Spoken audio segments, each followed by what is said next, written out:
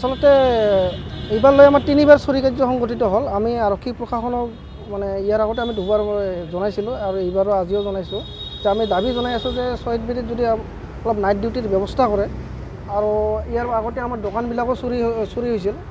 প্ৰশাসনক অনুৰোধ জনাই আছোঁ যে অলপ যদি তেওঁলোকৰ যিটো পেট্ৰলিং পাৰ্টিটো যদি অলপ নাইট ডিউটিৰ সময়ত যদি অলপ শ্বহীদ বেদীত অলপ টহল দিয়ে এনেধৰণৰ চুৰি কাৰ্য সংঘটিত নহ'ব। কিন্তু আজি ডিউটি নথকাৰ কাৰণে আৰু ইয়াত শুনি পাইছিলোঁ VDP থকা বুলি, কিন্তু VDPৰো কোনো এক্টিভিটি নাই।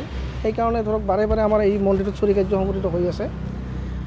আৰু ইয়াৰ আগতে আমাৰ দুবাৰ দান ভাণ্ডাৰত ভাঙাই মোটামুটি ভালেখিনি টকা পইচা লৈ গৈছে। আজিও বিশেষ যেনিবা মন্দিৰৰ গেট খুলিব পৰা নাই, কিন্তু 2টা তোলা ভাঙিছে আৰু মন্দিৰত থকা দান ভাণ্ডাৰৰ পৰা এনেকৈ মোটামুটি 5-6 হাজাৰমান টকা মানে লুট কৰি লৈ গৈছে।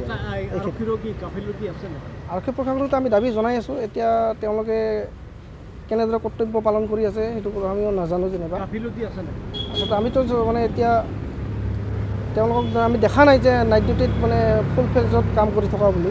যদি কাম কৰে নিশ্চয় হয়তো এনেধৰণৰ ওচৰে পাছৰে চুৰি কাৰ্য হৈ আছে, ধৰক এইবিলাক হয়তো বন্ধ হ'ব।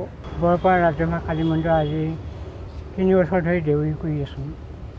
এই 3 বছৰৰ ভিতৰতে 3-4বাৰকৈ চুৰ হৈছে। চোৰৰ উৎপাতত থাকিব নোৱাৰি কমিটি বহুতখিনি মেৰামেৰিও কৰিছিল, তথাপিতো আজি এটা অঘটন ডাঙৰকৈ ঘটিছে।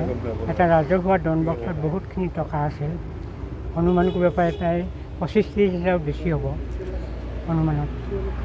সেইটো আজি তালা ভাঙি ডনবক্সটো টানি আনি ভিতৰৰ পৰা গোটেইখিনি টকা পইচা লৈ গৈছে।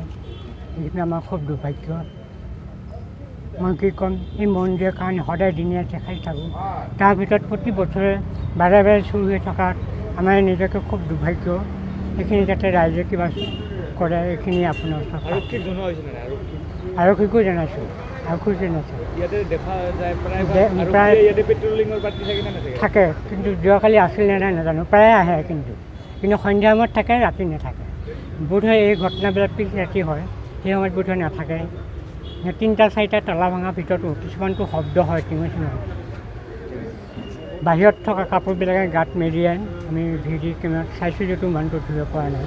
কিন্তু একেজন চুৰি বুলি অনুমান হয়, কিন্তু সেইটো ৰাইজে জানে।